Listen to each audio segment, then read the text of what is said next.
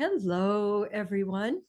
I have just been in this last couple of minutes experiencing a helicopter outside that literally sounded like it was directly overhead. And so I thought, what the in heaven's name is going on? But now it's moved off a little bit. So I think we'll be able to hear each other. But if you notice something in the background, that's we've had a lot of we had another earthquake over the weekend, and yeah, so it's been pretty lively around here. And I imagine that in lots of different ways, it's been lively where you are. The ups and downs and waves of energy and things that are going on, and so I want to just welcome you to a time where the intention is to connect, is to experience our ability to give and receive attention as a nourishment, and to both fill our reservoirs, to expand any place that's feeling gritchy inside, to refresh, to renew, lots of the re's in this. And also, one thing I find is that as I'm shifting my attention, what occurs is that I awaken more liveliness rather than being stuck in patterns of attention.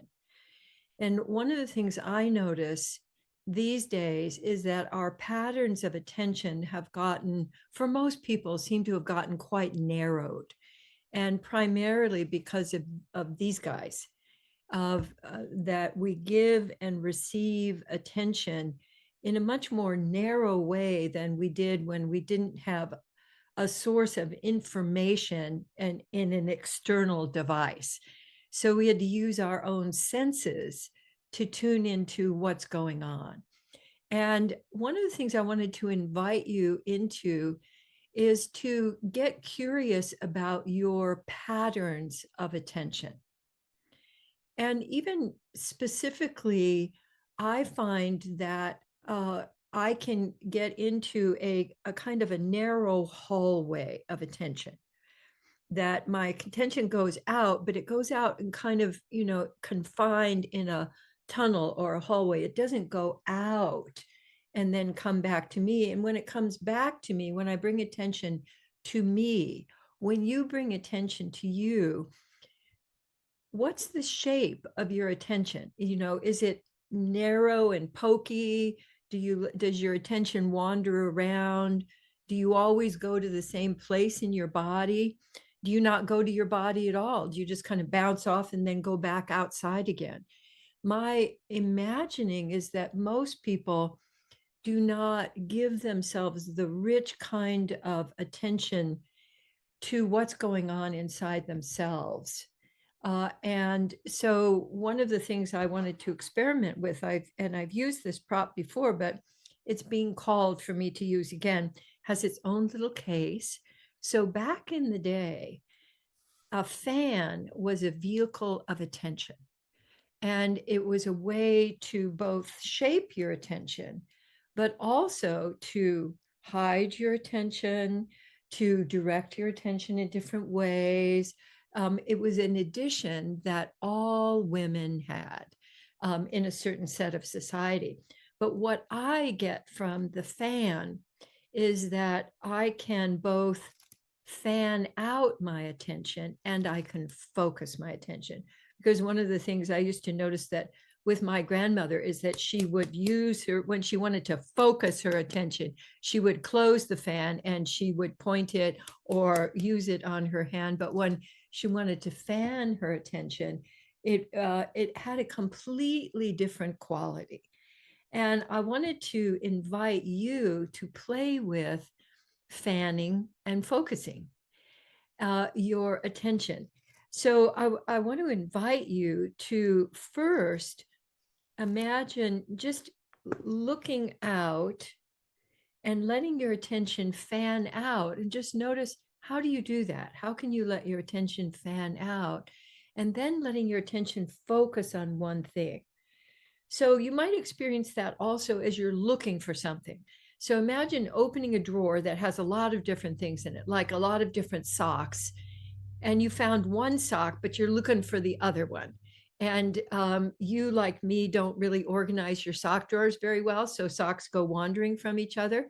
So the fanning out to look and then finding the sock.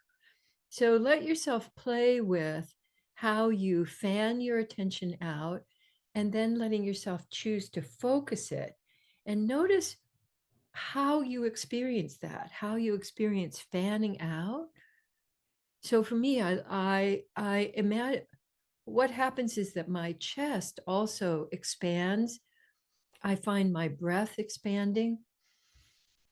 I feel more of a relaxation. And when I'm focused, I can feel myself contracting a little bit because I'm taking all of my attention in that one direction.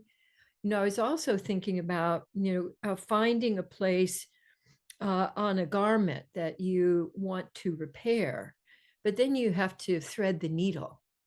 So finding the garment, you're using more of your fanning attention, but you cannot thread a needle if you do not focus your attention. So, and I don't even know if anybody does that anymore. If anybody, one of the things I learned when I was growing up was how to sew, and so, and how to repair and how to repair a sock. And so, and sometimes I need assistance for my focusing, so I put my glasses on. But when you're fanning out, just notice the whole body experience of fanning. So for me, I get so much more input and refreshment from my eyes, and then focusing on a certain area that I might want to be giving my attention to. And then bring your attention back to you and let yourself be sort of fanning, like you'd be fanning, yes, like you're fanning yourself, but fan yourself with your attention. Let your attention wander over and wander around in you, and then let it focus on one place, like one place that's maybe calling for a little extra attention. So I'm being called to my left shoulder blade. That's been a little gritchy over the last couple of weeks. And so my body's saying, oh, right here, right here. I want just a little attention right here. And I notice when I land my attention on a place that's calling, I create space, a little literal experience of more expansion in that place. So that's my experience. When you fan out in your body, what happens? Does your breath change? Does your sense of tension or relaxation shift? And then when you focus, you're focusing on your attention on some place in you. What happens to the rest of your body?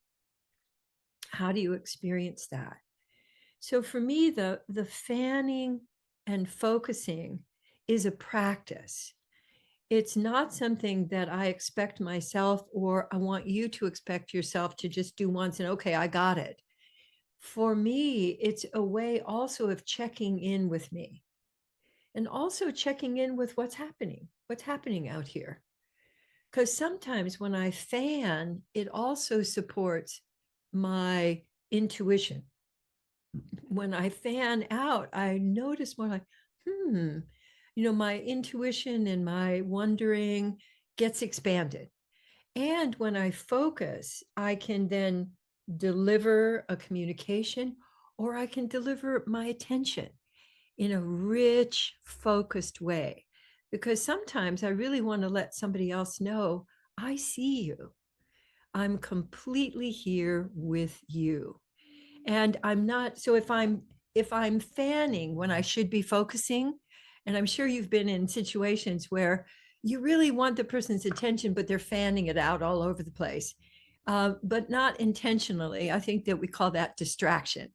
But when you're deliberately kind of taking in, like imagining, I was just thinking about, Michelle's been going to lots of concerts lately, and I'm imagining when you go into a big concert hall, one of the things you're doing is fanning your attention out. You're going, wow, and taking in all of the different things that are going on.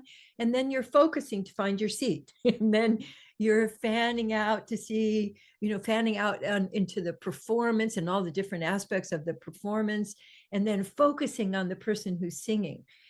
So it can be allowing you more of a richness of using your attention. And rather than requiring occasions for us to learn how to do that, if we use this as one of our primary practices, for me, it also creates safety. So when I fan, I'm checking, okay, what's here? What do I want to give my attention to? Is there anything going on that I want to be aware of that might be a threat to me? Because one of the things our brain is always doing is friend or foe. Is there a threat here? So we're looking for, is this safe? And I find that not only does fanning allow me to do that, but fanning and focusing create safety, because I'm giving my attention and I'm present in giving my attention and then focusing it. So, what I think we often don't do is give that to ourselves. So, I want to invite you again to fan, like you could fan up the front of your body and fan down the back of your body. And just noticing, oh, so now see, this place in my shoulder is going, yeah, I'm good now. I'm good now. Thank you. And so I'm fanning other places. And then also let yourself notice the quality of attention that you would like to give yourself. Is it a loving and including kind of attention? Are you giving any judgment to yourself? It's like, oh, there's that thing again. There's my back is hurting again. Or, are you grumpy with yourself? And what would happen if you were willing to give yourself loving attention? It's like, I gotcha. I gotcha. And so we can take that on into some love scoops. So you can fan and focus and then use your love scoops, which is reaching out and gathering all of that loving vibration around you and then focusing it. And letting it land. That's the other thing we don't do in our speedy society. We just go, okay, did that, next. So letting it actually soak in. I love to use the analogy of a paper towel, and I put a cup on it and the water drips a little bit and then sinks into the paper towel. And our attention can also land and then sink in, or it could land and fan out inside. That's a whole other way that you could use fanning. So letting yourself gather. And one of the things I like to remember and to encourage people to remember is to use your body, use your torso, involve your torso in reaching out, because that wakes up your whole body. When you're just using your arms, it doesn't wake up your body.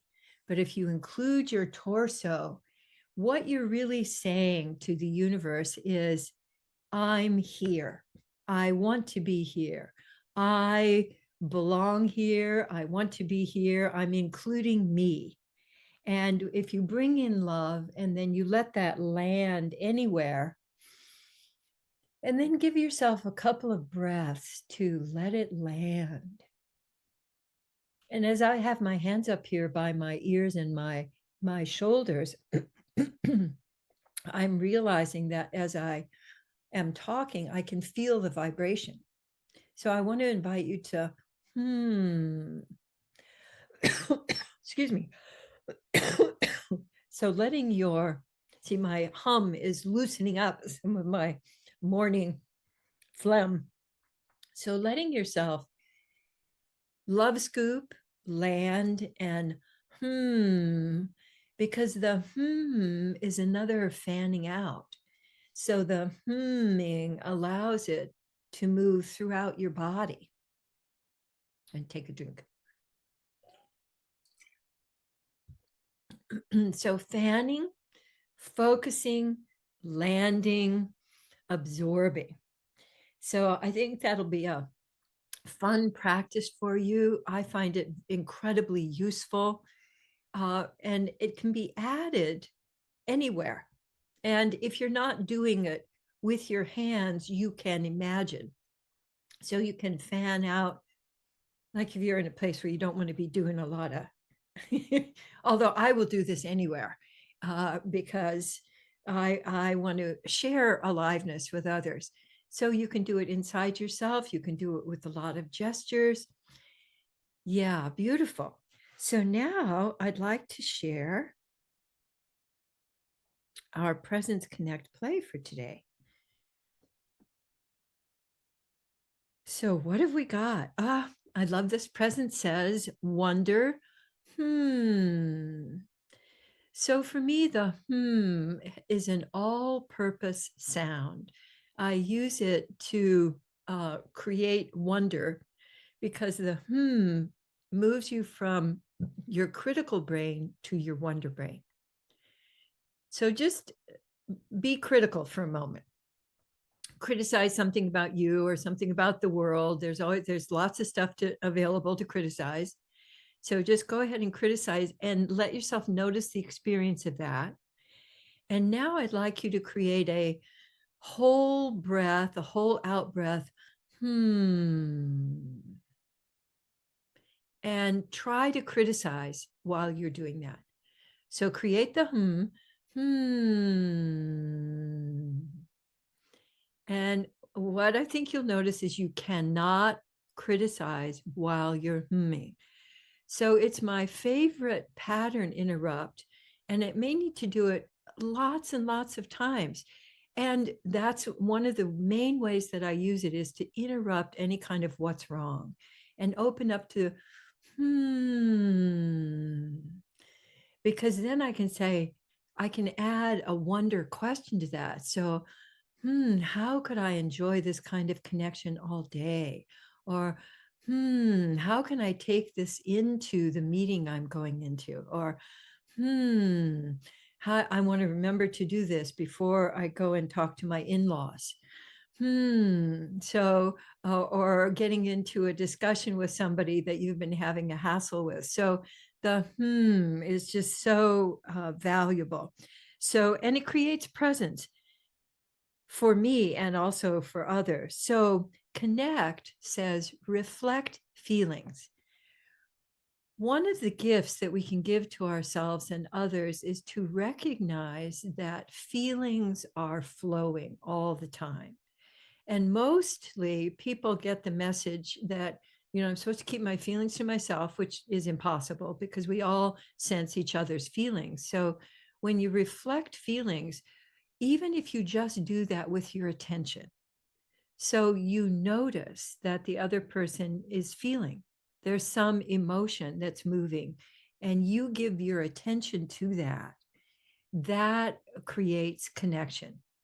And if you say something like, oh, I'm noticing that, there's some moisture around your eyes, or I'm noticing it, it looks like there's some feeling going on. And if you don't feel comfortable to do that, your recognition of the feeling with your attention is incredibly powerful. So reflecting feelings allows the other person to experience, I'm okay just the way I am. You're willing to connect with me even when I'm having messy feelings. Because a lot of the message is that, don't show up in the world, with your messiness, get it all packaged up and I'm fine, which is basically a lie. People are having feelings going all the time, and just recognizing that is such a gift to ourselves, because we can let down those barriers and just experience people are having feelings, and there are a lot of them going on right now. And so your feelings and their feelings, when we recognize them, they can become part of our aliveness, because feelings are flow. So if we're flowing, that the feelings can just flow on through like a rainstorm. but when we hold on to them, they can get clogged up inside us. So I am such a fan of letting people feel what they're feeling. And guess what's under play? Let your attention fan out and then focus like a laser. So to me, that lets me know like we're on point today. You know, we just drew this up out of the dozens of different combinations. That's the one. And I'm so glad because I forgot that was in the Presence Connect play. And I find it just incredibly valuable, the fanning and then focusing.